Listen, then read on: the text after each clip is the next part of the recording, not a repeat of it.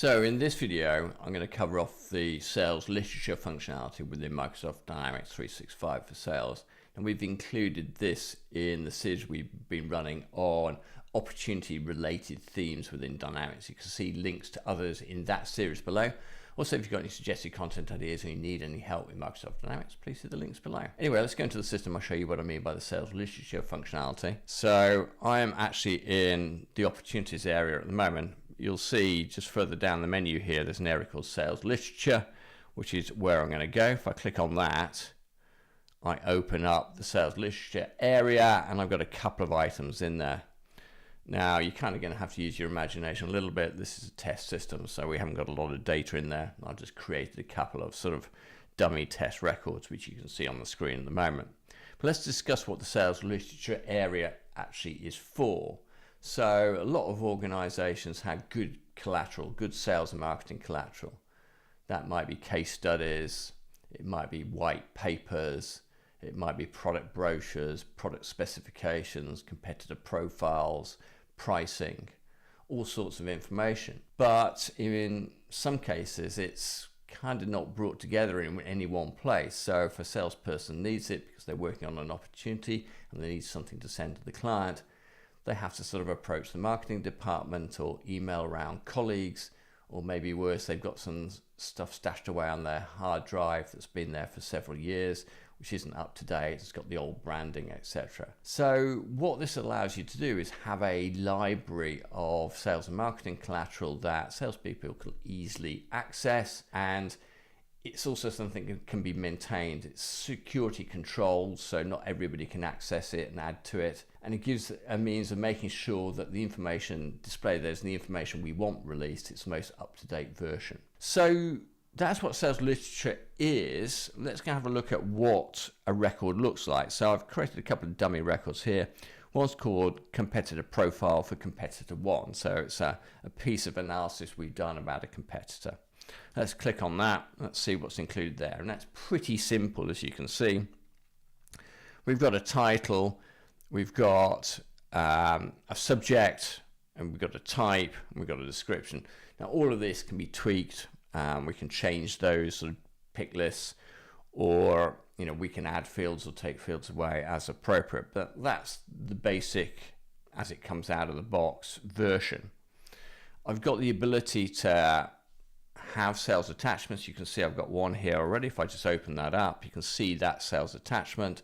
So that's effectively appending a file to that particular item of sales literature. And I've got the ability to give it a title, an author name, some keywords, an abstract, and actually append in this case, a dummy piece of data, a dummy document to it. So if I go back, you also see I've got the ability to link it to products. If we're using products within the system, we can link it to one of the products. And if we're using competitors, be able to link it to a competitor. Now, I've done separate videos on both products and competitors within the series. So if you want to explore those in more detail, please reference those videos. Now, you can see in this particular case, because it's a competitor profile for competitor 1, I've actually linked it to competitors 1's record in the system. If I wanted to look at that, I can just click on that, open up that record. If I went to the related area for test competitor 1, you'll see that I've got an entry in the sales literature that has that item appended to it. If I go back, that takes me to the sales literature record. So that's as comprehensive as it is out of the box. Obviously, you can, as I say, do more with that if you wanted to. I've also got the ability to email this attachment out to a potential client if I wanted to. So you can see here I've got sender's email. If I just click on that, that'll open up an email dialog, and it automatically attaches that dummy record that I'd added as a sales attachment.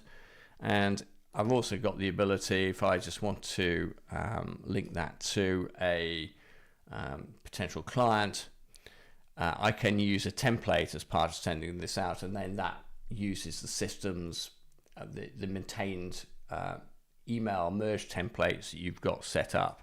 either personal or system wise. So I could just randomly select one of these, not appropriate to what we're trying to do here, but anyway, it gives you the general idea. So that is the ability to store information about a sales literature item, have appended documents, and be able to send that out.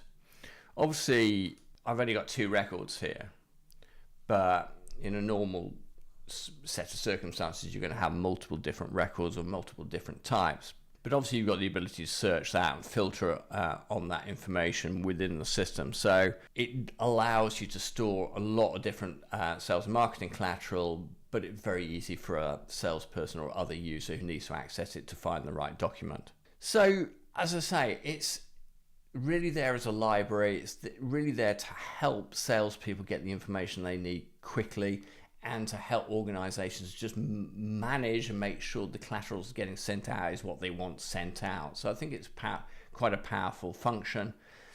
There are other ways of doing that through other documents management storage systems. You don't have to do it within here, but it probably needs to be done somewhere, and for a lot of organizations this might actually be the best place to do it.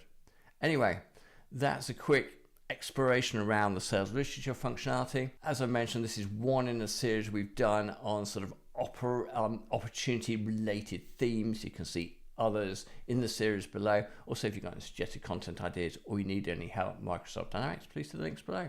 Anyway, thanks very much for your time today, and hopefully see you again soon.